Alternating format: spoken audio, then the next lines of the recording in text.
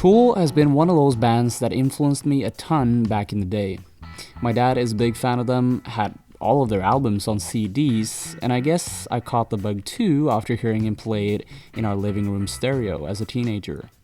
I introduced their music to some of my friends, and they immediately started digging them too.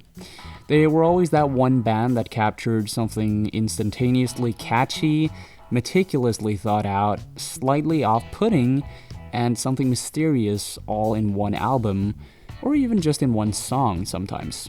Now, since the band recently revealed 2 new songs during a live show in May, and we're expecting a new album to come out soon, I thought it would be a great idea to give my honest opinion of what I've heard from the album so far, and hopefully start a conversation with you in the comments. But before we get to that, I thought I'd give new listeners a brief introduction to the band's history. Tool was formed in Los Angeles, California back in 1990. The lineup of drummer Danny Carey, vocalist Maynard James Keenan, and guitarist Adam Jones were there since the early beginning, while their long-term bassist Adam Chancellor joined in 1995. Keenan and Jones met through a mutual friend back in '89. At some point during that year, Keenan played a recording of his previous band for Jones, and after hearing his singing, he was amazed.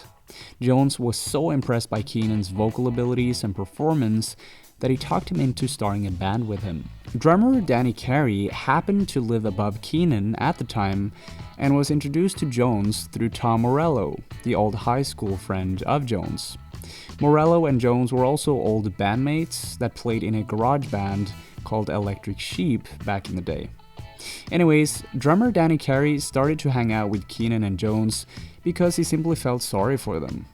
They had apparently asked a lot of musicians to come jam with them, but received little interest in return. Feeling sorry for the guys and hanging out with them during practice turned into full-time band membership very quickly though. Now they only needed a bassist, and lucky enough, Jones had another friend who introduced them to Paul DeMore, who completed the lineup on bass. From 90 to 92, the band spent a lot of their time playing local shows in Los Angeles. And after generating some buzz, they got approached by various record companies and signed with Zoo Entertainment. It was through this company that they released their first EP, Opiate, in March of '92. The EP, along with its 2 singles, Hush and Opiate, gained them a lot more attention in the local music scene, opening up more touring and promotional opportunities. But Opiate wasn't the first recording that the band ever made though. About 4 months earlier, they made a demo recording known as 7282-6, which featured early versions of songs they would later release on Opiate, such as Hush and Part of Me, as well as Crawl Away and Sober that turned into finished versions on Undertow. Now, talking about Undertow, this was their first full-length album. It was the only full-length album to feature the contribution of bassist Paul DeMore before he left the band as well. The original album release contained photos in the liner notes depicting a nude, obese woman, a nude man of normal weight, and the band members with pins in the side of their heads. This naturally generated controversy and caused several American stores to remove the album. The band reacted to this by creating an alternate version depicting a big barcode with a white background. But this was only one in a string of controversial events that the band helped generate.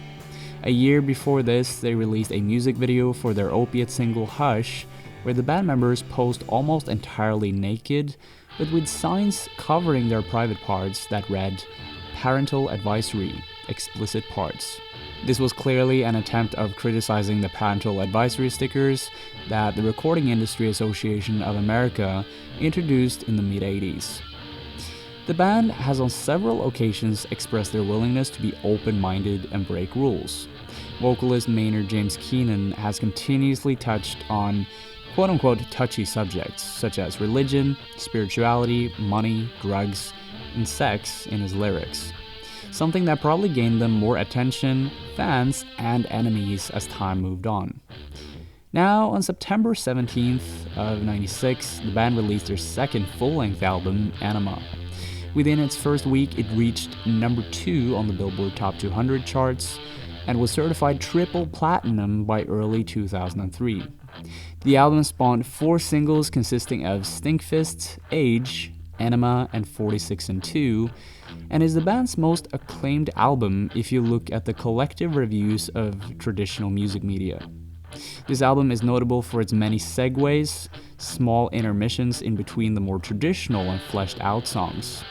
These segues include tracks like Useful Idiot, Message to Harry Manback, Intermission, Daje Eier von Satan, Cesaro Summability, and Negative Ions. In December 2000, the band released Salival, a live and concert video album as a part of a limited edition box set. It would still be a few years before the band returned with an original full-length album though. 5 years after Anima, the band released their third album, Lateralis. This is regarded as a fan favorite and the go-to album for a lot of new listeners. It only beats Anima with a rating score of 0.01 points, according to Rate Your Music though. So these albums are continuously fighting for the throne. What might add more weight to Lateralis compared to Anima is the meticulously thought out concept of the album. The rhythms and lyrics are based on the mathematical principle of the Fibonacci sequence, a sequence of numbers in which each number is the sum of the 2 preceding ones. And it goes like this: 1, 1, 2, 3, 5, 8, 13, 21, and so on. Over the years, fans have speculated and created theories to what the lyrics and the album might mean. Based on the sequence, some fans were able to find an alternate order to the album track lists. The new track list was named The Holy Gift, and you can find it on YouTube if you're interested to check it out. When Keenan was a guest on the Joe Rogan podcast back in July 2017, he had this to say about the album and the band's use of the Fibonacci sequence. Quote, "I feel like I kind of pulled a very pedestrian sophomore move by including those numbers in there, because in general, music is the phi ratio. Everything about nature, all these things we're talking about, it's already there. By pointing it out and staring at it and pointing at it with those numbers present and the way that the numbers and the lyrics are, I feel like that it's good to let people know about it. But I almost feel like it's kind of a joke." End quote. As you can see, Keenan didn't really take the concept as seriously as some of his fans did.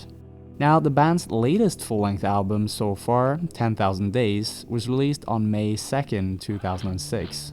And just like Lateralis, it debuted at number 1 on the Billboard Top 200. The album title partly refers to the orbital period of Saturn, which actually is closer to 11,000 days. According to Keenan, this is, quote, "the time when you're presented the opportunity to transform from whatever your hang-ups were before to let the knowledge and experience lighten your load, so to speak, and let go of old patterns and embrace a new life." End quote. The songs were a way for Keenan to document his process, as he probably went through such a transition in his own life at the time. The lyrics and song titles are also believed to refer to Keenan's mother, who suffered from a cerebral aneurysm and was paralyzed, sadly, for 27 years before she passed away.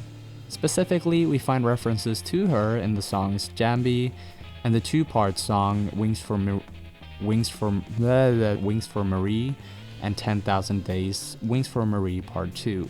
As I'm sure you probably know, the title of the album, 10,000 Days, has been used as an inside joke in the Tool fan community for such a long time now, and I shouldn't even bother mentioning it. People joke about how it might refer to the time it takes for the next album to come out. We're now well over 4,000 days since their last album release, and quite unexpectedly, just 3 days ago, the band announced on their Twitter and Instagram that the new album, Fear Inoculum, would be released on the 30th of August.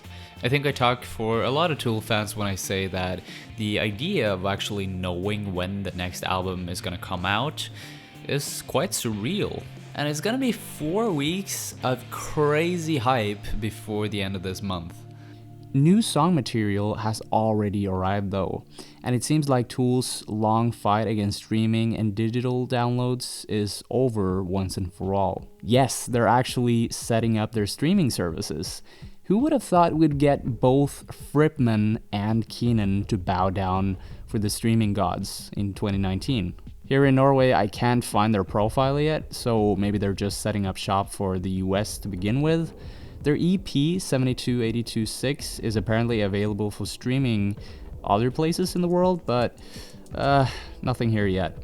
There have been talk about re-releases of their previous albums, the new album cover being in the same font style as what is already revealed, and that the last song of the album is 18 minutes long. There's a lot of things happening. The Tool community is bubbling with insiders info, rumors, and theories that you can dig into for hours and hours. But personally, I've spent more time listening to the live recordings of their yet unofficially released songs. First of all, we have Invincible, and the first thing I'd say about this song is that it sounds really like a classic Tool song all the way through. There's complex rhythms, soaring vocals, and ethereal soundscapes, and towards the end, the song becomes even heavier. I think my favorite out of the two tracks though has to be Descending, because it's a little bit more versatile. There's more variations from one passage to another here. And I have to say, the grooves between the 8 and the 10-minute mark are so catchy. I especially love Adam Jones's epic melodic build-up after the 10-minute mark. So yeah, I'm super stoked to hear more of the stuff they've made. That's it for today. Thank you so much for watching. Shout out to Samuelus over on Reddit for providing a font that is actually pretty similar to the one on Tool's new album. Thank you so much for that. Another thing that I want to say before we end this whole thing is that I continuously make videos about Queens of the Stone Age, Foo Fighters, the Mars Volta, Deftones, Mastodon, and I might even make some more Tool videos in the future. Let me know down in the comments whether you want more Tool videos or not. And that's it. See you later. Cheers.